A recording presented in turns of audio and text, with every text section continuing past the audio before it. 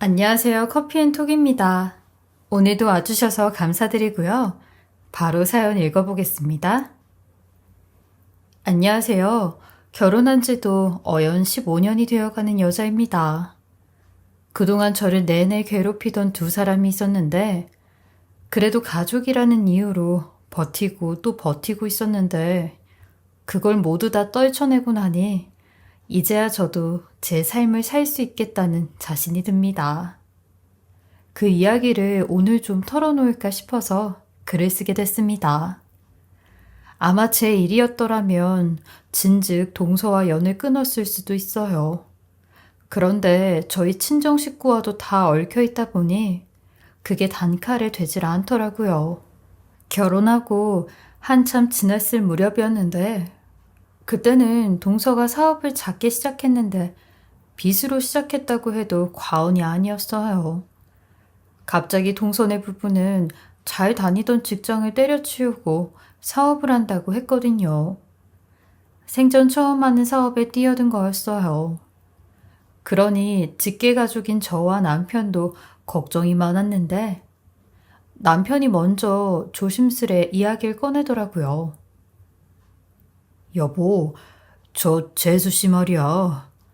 우리가 사업 자금 조금만 보태주면 어떨까? 민식이도 말은 안 하는데 재수 씨 때문에 많이 힘들어하는 것 같더라고. 그래, 그럼. 나도 동서 보니까 괜히 짠하더라고. 아이, 하루아침에 사표 내고 그렇게 뛰어들 줄은 몰랐는데. 우리도 비록 뭐 형편이 넉넉하지는 않지만 좀 도와주자, 그럼. 실은 초반에 그 사업 나랑도 같이 하자고 하는 걸 난 자신이 없어서 빠졌었거든. 그것도 괜시리 마음에 걸리고. 어머, 그래? 당신한테도 같이 하자고 했어? 난 처음 듣네. 응, 괜히 자기 걱정할 것 같아서 이야기는 안 했지. 그러면 당신이 더 불편하긴 하겠네. 돈 좀 보태주면 돌려받는다는 생각하지 말고 도와주는 게 좋을 것 같아. 고마워, 이해해줘서. 우리 와이프가 진짜 대인배야. 에이, 뭘. 가족 일인데 잘 되면 우리도 좋지. 그렇게 저희는 딴 가족들에게 말하지 않고 조용히 시동생과 동서를 도와줬는데 이 사실을 시어머니 귀까지 들어가게 되었어요. 시어머니는 노발대발하시며 절 찾아왔어요. 그러게, 둘째 걔는 왜 해본 적도 없는 사업을 한다고 해서 여러 사람을 힘들게 하는지 모르겠다, 정말.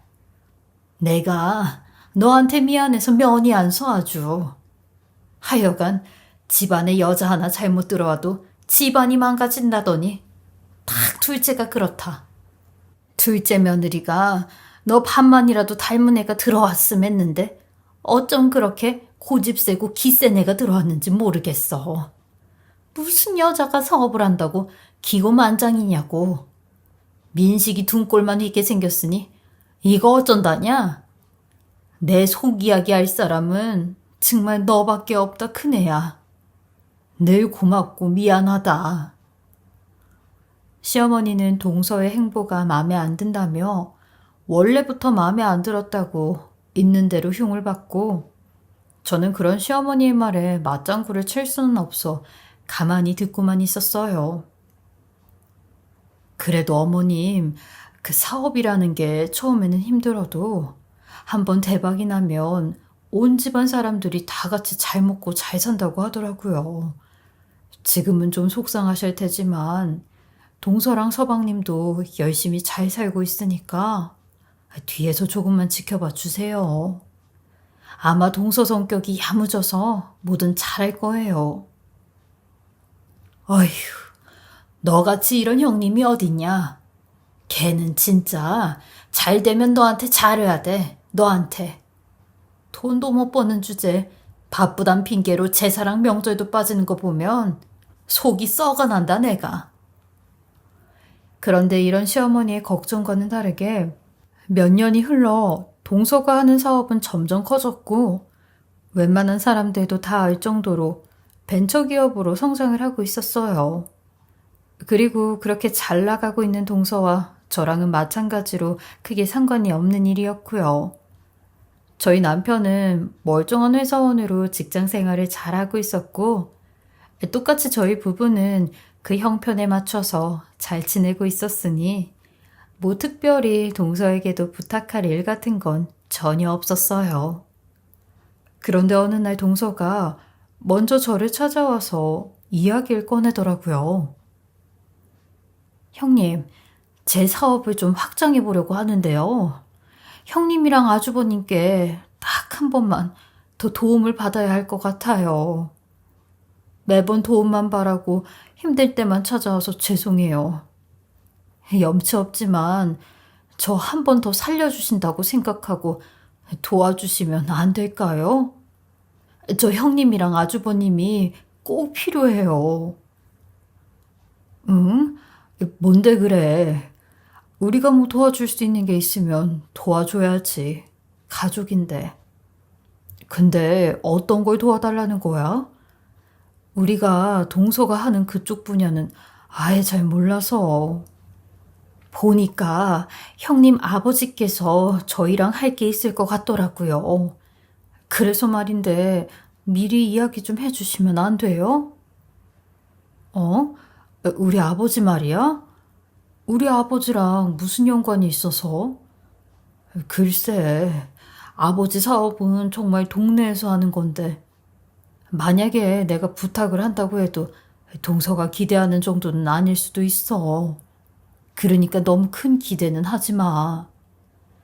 아니에요. 형님이 몰라서 그러시는데, 형님 아버지 말이에요. 이 분야에서 꽤 오래 하셔서 알만한 사람들은 다 알던데요? 아, 그랬어? 아이, 나도 아버지 일은 잘 몰라서 몰랐네. 그래서 가업이 중요한 거예요.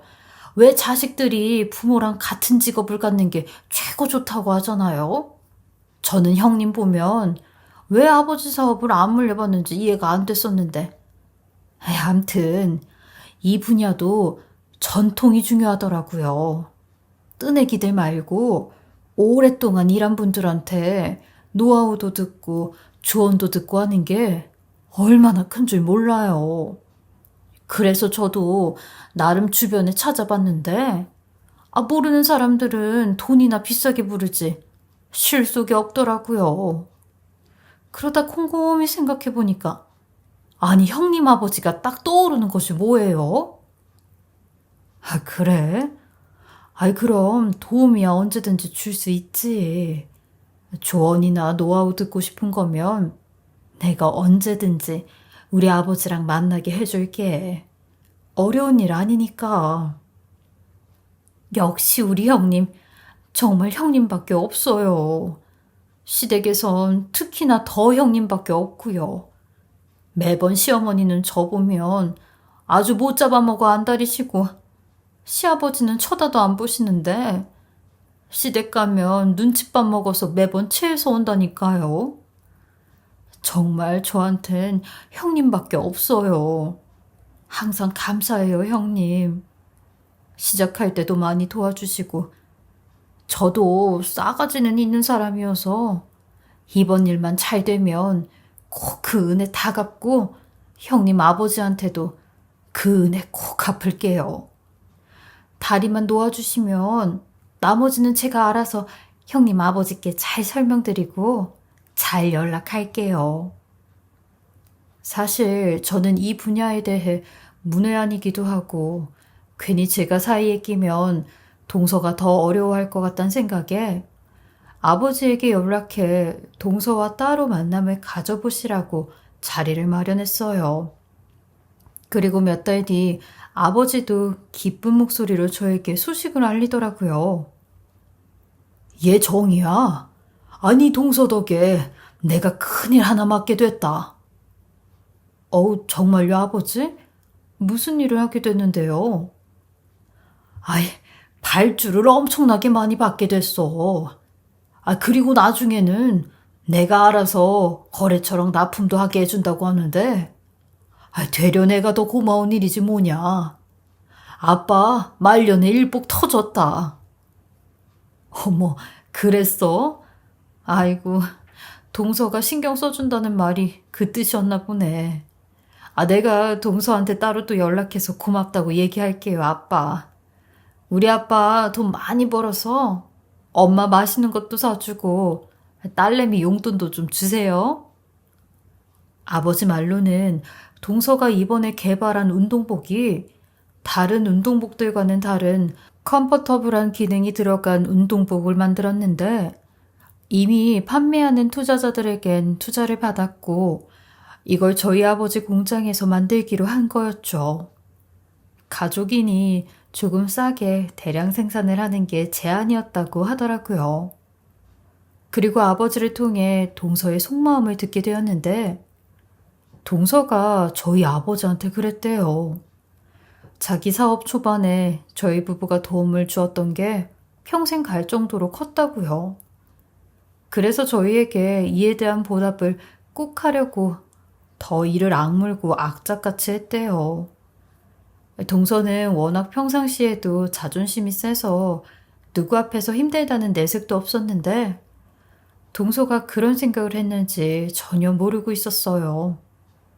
그리고 그 다음날 저희 엄마 또한 아버지를 통해 이 이야기를 듣게 되었는지 양손 가득 김치와 반찬을 싸서 저희 집에 오셨더라고요. 엄마는 이 반찬들을 저희 집뿐만이 아니라 동서한테도 갖다 주라고 하셨는데 이런 게 어른들이 고마운 마음을 전하는 방식이구나 싶었어요. 엄마는 몇 번이고 동서한테 꼭 고맙다는 인사를 전해주라며 다 늙은 아버지가 큰 건을 하나 따냈다고 얼마나 좋아하시는지 모른다며 어깨에 힘이 들어갔다고 하더라고요.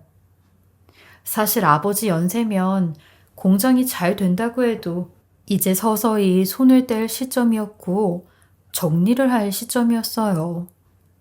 그런데 2년 전부턴 팬데믹이 오면서 아버지 또한 정말 큰 타격을 입으셨거든요. 그러니 더더욱 공장 문을 닫기 일보 직전이었어요. 만약 동서가 나타나지 않았더라면 이렇게 다시 기계에 기름칠을 해 공장을 돌릴 수가 없었겠죠. 여튼 전과는 다르게 잔뜩 신이 나 있다는 아버지의 이야기를 들으니 제 마음도 괜히 뿌듯했어요. 엄마는 마지막까지 신신당부를 하시며 동서지간이지만 여동생처럼 잘 챙겨주라고 하셨어요.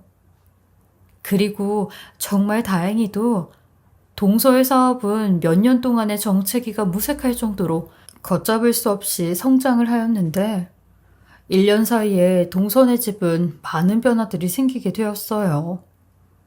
일단은 씀씀이가 달라지면서 차도 외제차로 바꾸고 치장하는 것도 점점 명품이 많이 보이기 시작했는데 시부모에게 쓰는 돈도 엄청났어요. 매번 시댁에 올 때마다 시어머니에게 선물 공세를 했는데 그 선물들이 뭐 홍삼이나 건강식품 같은 게 아니라 TV, 냉장고, 컴퓨터 등등 시댁에 있는 가전제품들을 싹 다 바꿔주는 선물이었죠. 명절 때나 시부모님 생신 때 저희 부부는 딸랑 20만 원 쓰는 게 전부였는데 동서는 200만 원 쓰는 것도 우습게 쓰더라고요. 너무 한 번에 껑충 뛰어버린 동서와 서방님의 모습에 대견하기도 하고 한편으론 부럽기도 했어요. 그리고 솔직히 말하면 저도 사람이고 여자인지라 질투도 나더라고요.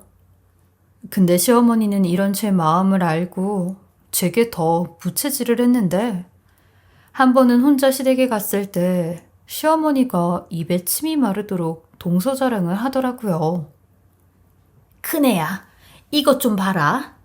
이게 요즘 최고로 비싼 청소기란다. 왜 TV 광고에 엄청 나오잖냐? 글쎄 둘째가 이걸 130만 원 주고 샀다는데 아니 시골 노인네들도 이 청소기 브랜드를 다 안다고 하더라. 이게 그렇게 좋은 건가 봐. 난 평생을 이런 청소기를 못 써봤는데 너도 한번 이거 이렇게 밀어봐라. 아주 손맛이 달라. 그러게요, 어머님. 좋아 보이네요. 좋으시겠어요. 그리고 어제는 나한테 돈 50만 원을 턱 주고 가면서 용돈 하시라고 하는데 나는 걔가 떡잎부터 달라서 이렇게 잘 될 줄 알았어. 애가 보면 여잔데도 장군 같잖아. 아주 하고자 하는 게 분명하고 그 눈매 봐라. 그 눈이 범의 눈이라고.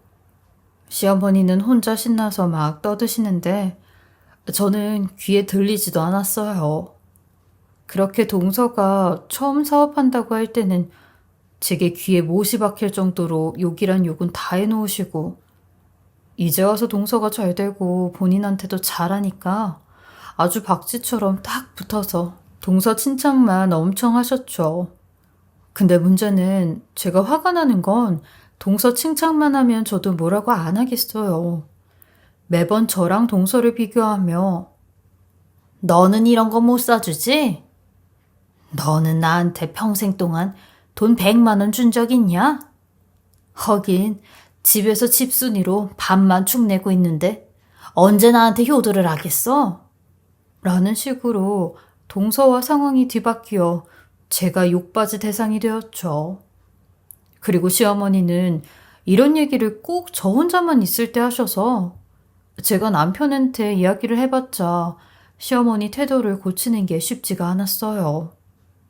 만약 남편 있는 데서 시어머니가 저런 소리를 하면 남편도 물론 가만히 있지 않을 텐데 매번 사람들 많을 때는 저를 잘 챙겨주고 사람들 없을 때만 저러니까 남편도 자기 엄마한테 뭐라고 따지기가 참 애매한 상황이었죠.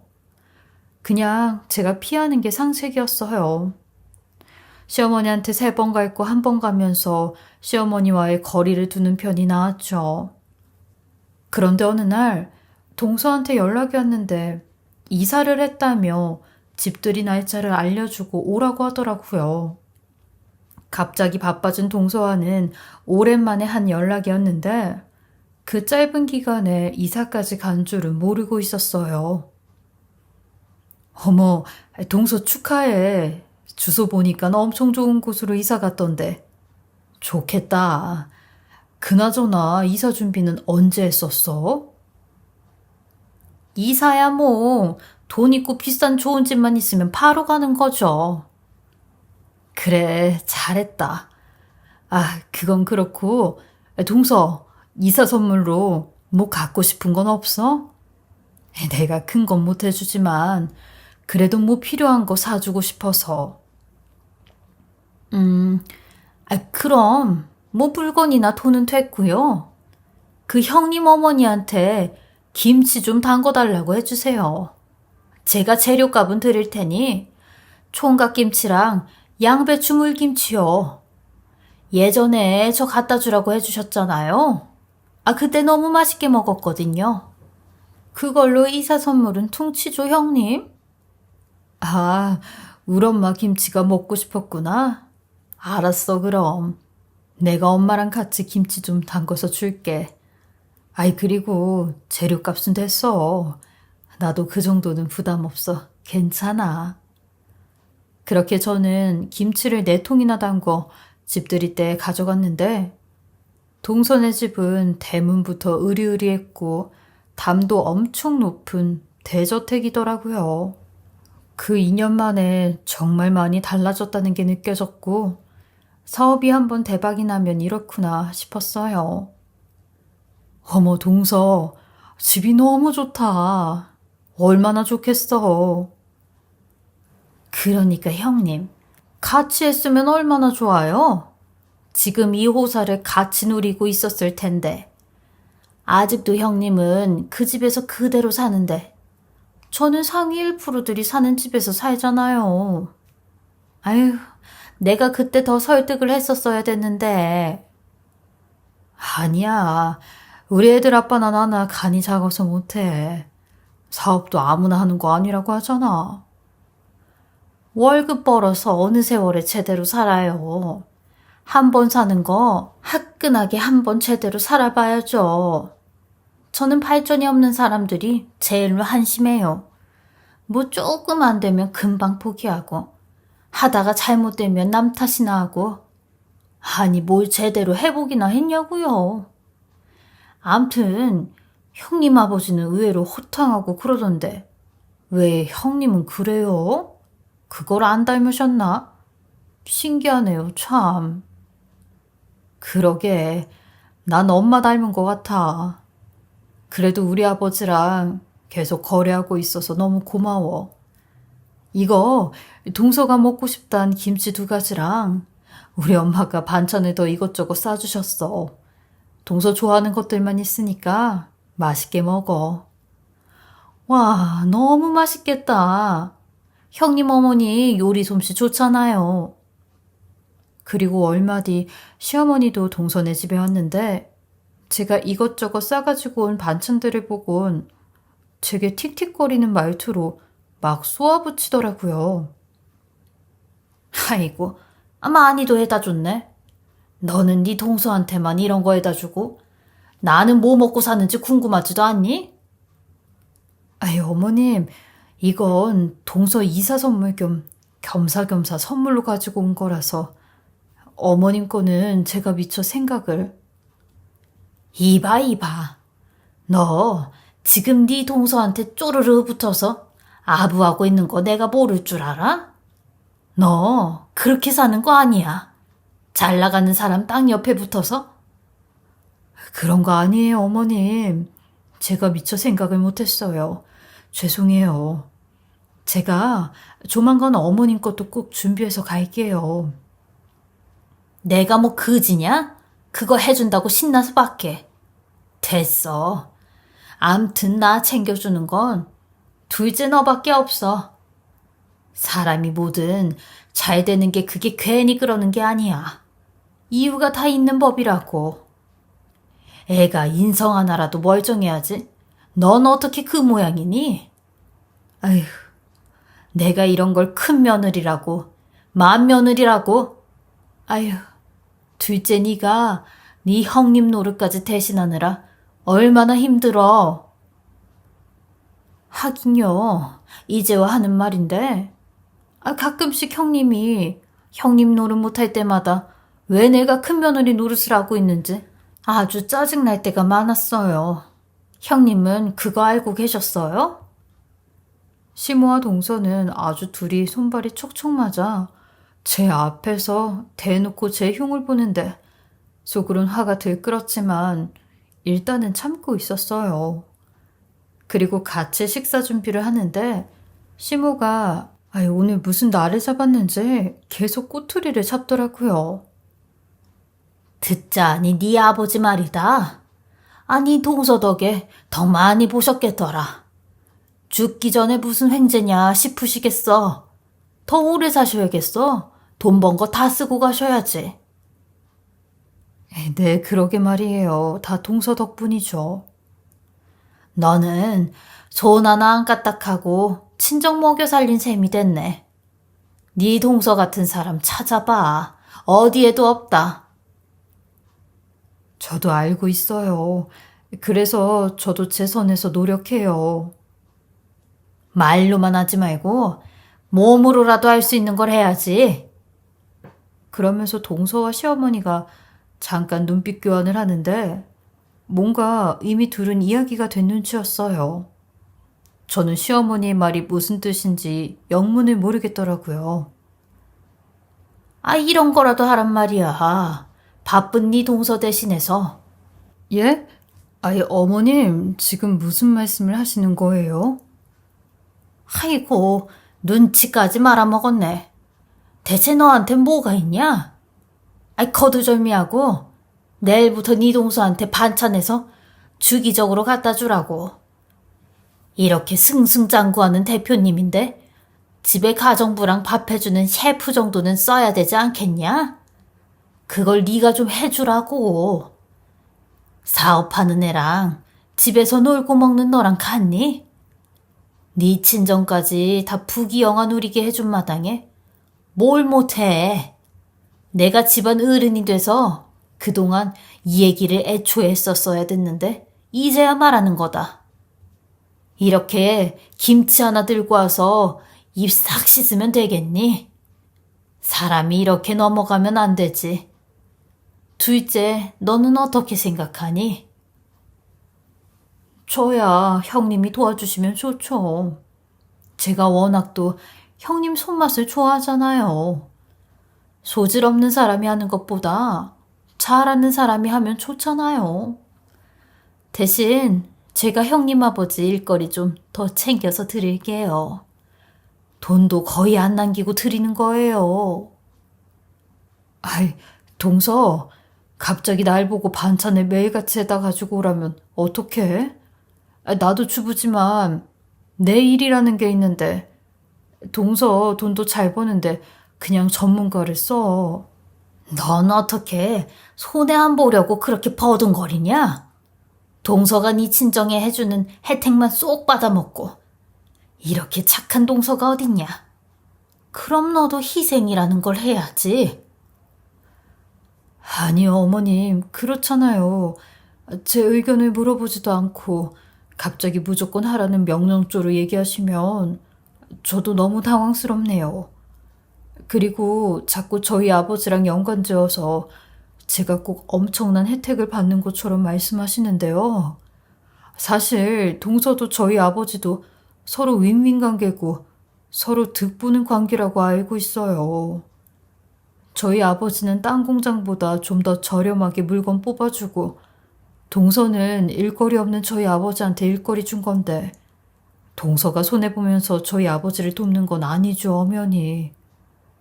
그리고 동서가 우리 아버지 공장에 일거리 주는 건 너무 고마운데 어떻게 사람이 그거 조금 성공했다고 이렇게 변할 수가 있어?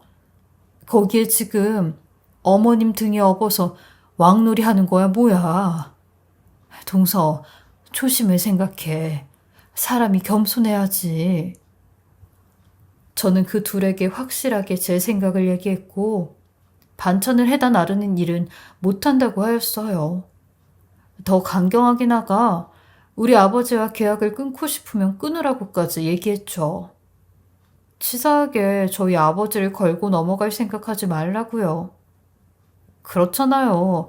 아버지와의 일을 왜 저까지 끌어들이냐고요. 그러니 그 둘은 생각지 못한 제 반응에 상당히 떨떠름해하며 얼굴이 썩어선 밥을 먹는 내내 아무 소리도 안 하고 서로 계속 눈빛만 주고받는데 정말 웃기지도 않았죠. 그런데 문제는 그 이후부터였어요. 제가 시모와 동서의 핍박에도 굴하지 않자 노골적으로 저를 괴롭혔는데 일부러 저도 반찬 사건이 있고 나서 시모와 동서는 피하며 지냈거든요. 근데 연을 끊지 않는 이상 살다 보면 만날 수밖에 없는 경우도 있잖아요. 그때가 딱 8년 만에 태어난 둘째 아들의 돌잔치 때였는데 시댁 식구들 포함 저희 친정 식구들까지 모두 모인 자리였어요. 일전에 저희 친정아버지를 도와준다는 것처럼 말한 시모와 동서 때문에 되도록이면 서로 불편한 상황을 만들지 않으려고 남편과 함께 애를 쓰기로 했는데 돌잔치에 오자마자 동서가 입이 대빨 나와선 왜 이렇게 높은 곳에 예약을 했냐며 걸어오는데 한참이나 걸렸다고 툴툴대더라고요. 저희가 한옥 같은 곳에 돌잔치를 예약해놔서 산책길을 따라 올라와야 식당이 보였거든요. 그러니 시모는 그런 동서에게 물을 건네주며 더위 좀 식히라고 부채질까지 해주더군요. 그리곤 제게 와서 너는 센스가 이리도 없냐며 네 동서 몸이 얼마짜리 몸인데 이 개고생을 시키냐? 이런 언덕배기는 너 같은 머슴이나 헐레벌떡 잘 올라오지. 함튼 애가 배려라고는 눈꼽만큼도 없어 하죠. 내가 오늘도 여기 안 오려고 했는데 네 남편 얼굴 보고 온 거야. 그리고 네 동서도 안 오려고 했는데 아주버님 생각해서 온 거라고 하더라. 네, 어머님 알겠습니다.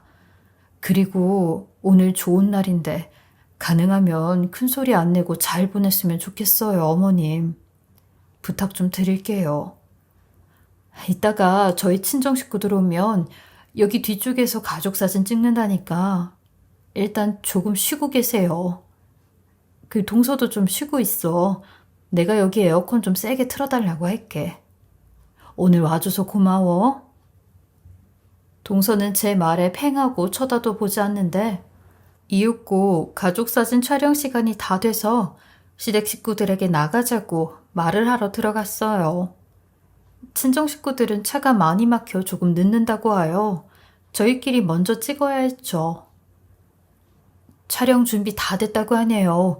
같이 나가세요.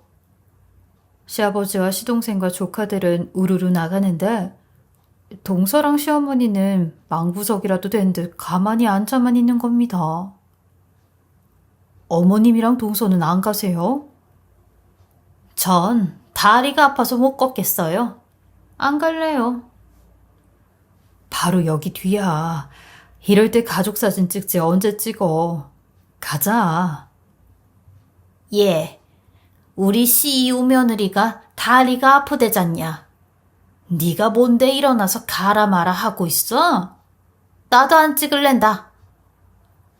어머님, 또 왜 이러세요? 제가 아까 부탁드렸잖아요. 어른들 싸움에 애기 돌잔치를 망칠 수는 없잖아요. 오늘만큼은 제발 다들 어른답게 행동해 주시면 안 돼요? 뭐요? 어른답게요? 아니 형님, 그럼 지금 내가 하는 행동이 애들 같다는 거예요? 아니, 내가 내 다리가 아파서 못 가겠다는데 왜 형님이 난리예요? 아픈 다리로 걷다가 더 다치기라도 하면 나 병원에 입원하고 그럼 사업에도 지장 올 텐데 형님이 책임져 줄 거예요? 난 시간이 돈이고 움직이는 게 사업체라고요. 쥐뿔 잘난 것도 없는 주제. 그래, 우리 며느리 말처럼 네가 둘째 다치기라도 하면 다 책임져 줄 수 있어? 너 하루에 1,000만 원씩 보상해 줄 수 있냐고. 둘째 얘가 하루에 1,000만 원씩 버는데 그거 줄 수 있으면 데리고 가봐 어디. 그리고 어딜 시애미 앞에서 어른답게 하라느니 제대로 하라느니 가르쳐 들고 있어 싸가지 없이. 너 그렇게 우리 데리고 가고 싶어? 하더니 갑자기 시어머니가 제 뒷무릎을 발로 차는 겁니다. 얼마나 세게 찼는지 저는 몸의 중심을 잃고 넘어졌어요. 그렇게 데리고 나가고 싶으면 무릎이라도 꿇고 우리 둘째 CEO 며느리 목마 태워라. 목마 대령에서 데리고 가란 말이야. 우리 둘째 며느리 다리가 부러지는 것보다 네 모가지가 부러지는 게 낫지. 얼른 목마 대령에 얼른. 얘 둘째야. 천천히 일어나서 네 형님 목에 올라타라. 그 말을 듣고 얼마나 기가 막혔는지 저는 뒷무릎을 부여잡고 지금 뭐 하는 거냐고 난리를 쳤어요. 그러니 어머님, 전 더 이상 형님이 저 무시하고 명령하는 거 못 듣겠어요. 그래서 잔치고 나버리고 아주 잔치상 싹 다 없고 위약 끝내서라도 형님 아버지 박 사장이랑 계약 끊고 말 거예요. 다 망해가는 그지 같은 것들 살려줬더니 뭐 돈 내놓으라고 한다더니 그동안 아주 오냐오냐 했어. 형님이 내 위치를 모르나 본데요. 집안에선 형님이지만 밖에 나가면 나랑 겸상도 못한다고 당신. 뭐라고 동서? 됐어. 나도 댁들이랑 더 이상 볼 일 없으니까 가세요. 어머님, 그냥 집에 돌아가시고 동서도 집에 가. 깽판만 쳤다 봐 아주. 나도 가만히 안 있어. 저는 다리가 너무 아파 일어나지도 못하고 바닥에 주저앉아 끝까지 발악을 했어요. 그러자 제 상태를 본 시모가 또 한 번 제게 돌진을 해 머리채를 붙잡고 제 한복을 잡아뜯고 난동질을 하기 시작하는데 동서 또한 이에 합세해 저를 이리저리 막 흔들기 시작했어요. 저는 목이 쉴 정도로 사람 살려 하며 소리를 질렀는데 하필이면 별채 같은 곳이라 소리가 들리지 않을까봐 더 난리를 치며 악을 썼어요. 그러자 누군가 문을 열고 벌컥 들어오는데 정말 다행히도 저희 친정 식구들이었어요. 이런 꼴을 친정 식구들에게 보였다는 게 다행인 건지는 모르겠는데 아무튼 살았다는 생각뿐이었죠. 저희 엄마랑 남동생 부부는 쓰러져 있는 저한테 달려왔고 저희 아버지는 시모와 동서에게 다가가 이게 뭐 하는 짓이냐고 고함을 지르셨어요. 그러자 사진을 찍고 있었던 남편도 한참 동안이나 저희가 나오지 않자 그제서야 룸 안으로 들어왔고 난장판이 된 상황을 보며 시어머니랑 동서 끌고 나가라고 어떻게 가족끼리 이런 짓을 할 수 있냐고 두 번 다시 얼굴 볼 생각하지 말라며 내쫓았고 저희 부모님께는 무릎을 꿇고 죄송하다며 다 본인이 중간에서 처신을 못해 일어난 일이라고 싹싹 빌었어요. 저희 부모님은 이번 일에 대해 이대로 넘어갈 수 없다며 이건 엄연히 폭행이나 다름이 없다고 경찰에 신고를 한다고 하였고 저희 아들의 한 번뿐인 돌잔치는 어른들의 싸움으로 완전히 쫄딱 엎어지게 되었어요. 그 후 저는 시어머니와 동서를 고소하였고 합의는 절대 없다고 했는데 동서는 바로 변호사를 선임해 단순 폭행으로 몰고 가 가벼운 벌금형으로 끝을 내더라고요. 얼마나 억울한지 이성을 잃을 정도였어요. 그리고 더 분했던 건 저희 아버지의 공장 계약도 일방적으로 해지를 했는데 아버지한테 위약금도 안 주고 입에 담지 못할 말까지 했어요. 그 일만 생각하면 아직까지도 자다가도 깨고 피가 거꾸로 쏟았죠. 그렇게 아버지는 동서 회사랑 계약을 끊고 저는 시댁 식구들과 연을 끊었는데 이 일이 지나고 한 반년 뒤일 거예요. 저희 아버지 번호로 동서 회사에서 일을 하는 회계사이자 거의 부사장급인 사람한테 연락이 왔다는 겁니다. 그리곤 할 말이 있다며 저랑 셋이 만나자고 했대요. 아버지 말로는 몹시 다급해 보이는 목소리였다는데 그날 바로 그분과 만났어요. 매번 공장 시찰 나올 때마다 박 사장님께서 제가 나중에 공장 운영하고 싶어 한다는 말 듣고 아낌없는 조언해 주시고 필요한 것들도 저 대신 많이 알아봐 주셔서 늘 감사했어요. 아이, 그건 뭐 어려운 일도 아니어서 도와준 건데. 근데 갑자기 이렇게 보자는 이유는 뭐예요? 무슨 일이 났나요? 네, 지금 회사가 얼마 못 가 휘청할 것 같습니다. 그리고 저도 하다하다 한 대표 때문에 참을 수가 없어서 박 사장님과 따님을 만나러 온 거예요. 지금 제일 억울하고 분통 터져 하시는 게 박 사장님과 따님 같아서요. 지금부터 제가 하는 말씀 잘 듣고 잘 판단해서 결정하세요. 동서 회사의 직원 말로는 동서가 저희 아버지의 공장과 계약을 끊으면서 좀 더 싼 공장들을 찾아다니다가 한 군데가 아닌 여러 군데 공장들과 계약을 했대요. 그래서 예를 들면 운동복에 들어가는 지퍼는 A 공장에 맡기고 모자 부분은 B 공장에 맡기고 허리 셔링 부분은 C 공장에 맡기는 식으로 분포를 해서 옷을 만들다 보니 아무리 싸도 한 군데에서 나가는 돈보다 여러 군데에서 나가는 돈이 점점 더 많아졌다는 겁니다. 그러니 저희 아버지와 했던 것보다 돈이 훨씬 더 많이 들어가게 되었고 점차 공장들에게 줄 돈까지 대금이 밀리기 시작했다는데 글쎄 부도가 나기 일보 직전이라고 하더라고요. 여태 저희 아버지와 일하면서 동서는 신경 쓸 거 없이 편하게 했으니 공장 대금 운영 방법도 하나도 몰랐던 거였죠. 근데 여기서 더 문제는 그릇도 안 되는 동서가 욕심을 부려 무리하게 회사를 상장시켰고 주변 사람들의 꼬임에 넘어가 하지 말아야 할 주가 조작까지 한 정황이 보인다는 겁니다. 이제 얼마 못 가 고꾸라질 일만 남았다는데 그 직원의 본론은 저희 아버지에게 여유가 된다면 공장을 담보로라도 돈을 빌려서 동서의 회사 주식을 동서보다 더 많이 사라고 하는 겁니다. 그래서 대주주가 돼서 그 회사를 저희가 운영하는 건 어떻겠냐고 안을 내놓기 시작하는데, 그렇게 되면 공장도 아버지 공장에서 물건을 만들고 판매도 아버지 회사에서 판매를 할 수 있으니 일석이조, 삼조나 다름이 없다고 했어요.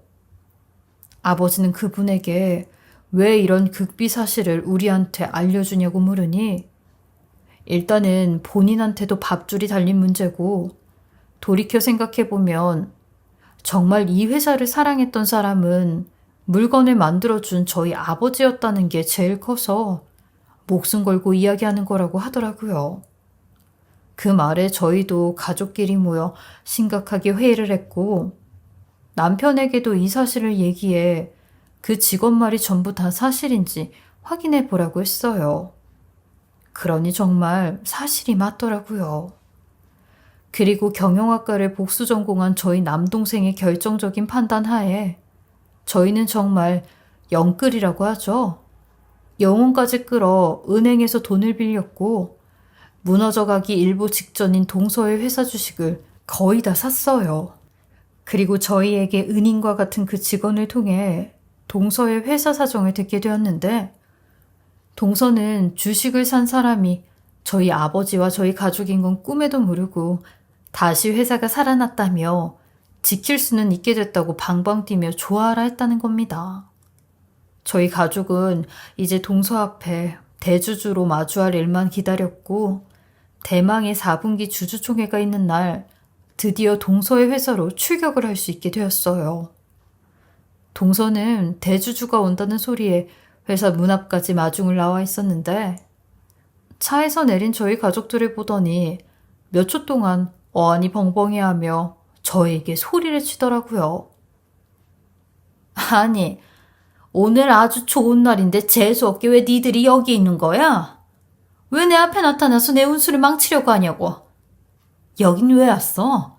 뭐 일이라도 달라고 왔니? 부사장, 경비 불러. 이 거지들 싹 다 내쫓으라고 하라고. 그러자 그 회계사이자 부사장이 저희를 가리키며 이분들이 오늘 오신다고 했던 대주주라며 예의를 지키라고 하더라고요. 그러니 동서는 동공이 흔들렸고 몇 번이나 되묻고 또 되물었는데, 확실한 확인이 끝나자마자 아주 간신배처럼 저희 발밑에 와서 통곡을 하더군요.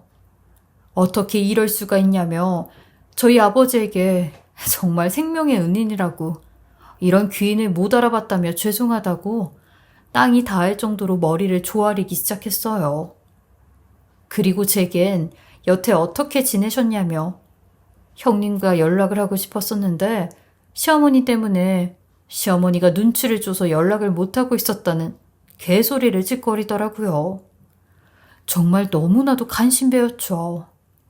결국엔 시모와 동서 둘 다 서로 물고 뜯는 관계가 되었어요. 저는 그런 치사하고 비겁한 동서에게 딱 한마디 했어요. 한 대표님, 이제 옷 벗고 나가세요. 거기 더 이상 당신 자리 아니니까.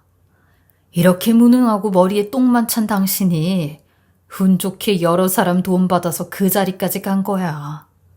애초부터 당신은 그 자리에 앉을 감이 아니었다고. 당신도 드라마나 영화 봐서 알지? 주주들한테 대표 해임권 있다는 거. 근데 희망 같은 건 갖지 마. 주주들이 가만히 안 둘 거야. 왜냐면 열의 6은 우리 집 식구들이거든. 이미 과반수네. 그렇게 저희는 철저히 서류로 증명된 동서의 업적에 대해 따져 동서를 대표직에서 해임시키고 능력을 보고 대표를 다시 뽑았는데, 대표는 회계사이자 부사장이었던 그분을 대표직으로 선임했어요. 이 엄청난 일이 일어난 다음 날 시어머니는 제 앞에 동서를 끌고 와 저 보는 데서 동서의 얼굴을 있는 힘껏 올려치는 겁니다. 인연이 건방지게 바깥 사둔 은혜를 이딴 식으로 갚아서 내가 아주 너 보는 데서 혼쭐을 내주는 거야. 그러니까 첫째야, 네 맘 풀릴 때까지 우리는 매일같이 와서 너한테 빌고 또 빌게. 그러니까 네가 너그럽게. 저기요, 저 너그럽지 않아요. 그리고 지금 당신들이 내 앞에 와서 쇼하는 거 눈에 다 보여요. 어머님 집이고 뭐고 다 끝장나게 생겼으니까, 길거리 나앉게 생겼으니까 이제 와서 또 박쥐처럼 저한테 달라붙는 거잖아요. 나 당신들이 생각하는 것보다 더 한 수 위야. 그러자 시모와 동서는 어찌할 바를 모르며 발만 동동 구르고 있었는데, 저는 그런 시모와 동서를 문 앞에 세워두고 집으로 들어가 거의 다 먹은 김치통을 들고 그들의 얼굴에 냅다 뿌려버렸어요. 그렇게 좋아하는 반찬 드시라고. 잘못했어요, 형님. 정말 잘못했어요. 제발 저 좀 살려주세요. 저 이대로 가다간 정말 파산해요, 파산. 그거야 내가 알 바 아니지. 알아서 해. 나중에 남편을 통해 듣게 되었는데, 시부모의 일부 재산 또한 동서에게 가 있어서 시부모 인생도 파산이나 다름이 없다고 하더라고요. 그리고 이를 못 견딘 시동생은 결국 동서와 이혼을 하게 되었어요. 남의 눈에 눈물을 흘리게 만들면 죄를 저지른 상대방 눈엔 피눈물이 난다는 걸 뼈저리게 느끼게 해주었네요. 지금은 저희 아버지 건강하실 때까지 공장 운영을 하시며 적임자를 물색하고 계시는 중이에요. 그리고 회사 또한 잘 운영을 하고 있고, 하반기에는 지방 몇 군데 백화점에 납품하는 계약건까지 따서 다가올 좋은 소식만 기다리고 있어요. 제 결혼 인생 중 동서와 시모 때문에 별별 일들을 다 겪게 되었는데요. 딱 느낀 건 하나였어요. 돈 쥐고 있다고 유세 부리면서 남을 발 아래 두려고 하면 결국엔 오래 가지 못한다는 걸요. 지금은 그 인간들 안 보고 사니 그간 힘들었던 몇 년이 싹 씻겨 내려가는 것 같아요. 그리고 그동안 제게 속상해도 말을 못했던 아버지 생각하니 더 개운했고요. 어쩌면 따뜻한 내 집에서 우리 가족들하고 사는 게 보통의 삶이라 생각했는데, 이제 와서 생각하면 이런 보통의 삶이 제일 어렵고 제일 행복한 일이라는 걸 느끼게 되었어요. 그래서 이런 보통의 삶을 끝까지 잘 유지해 나가며 사는 게 저의 원초적 목표가 되었어요. 저의 긴 이야기 들어주셔서 감사하고요. 여러분들도 늘 크던 작던 모든 일에 감사함과 행복을 느끼며 사셨으면 좋겠습니다. 건강하시고 하시는 일들 모두 다 잘 되시길 기원합니다. 지금까지 커피앤톡이었습니다. 오늘도 끝까지 함께 해주셔서 감사하고요. 저는 다음 영상으로 또 찾아뵙겠습니다.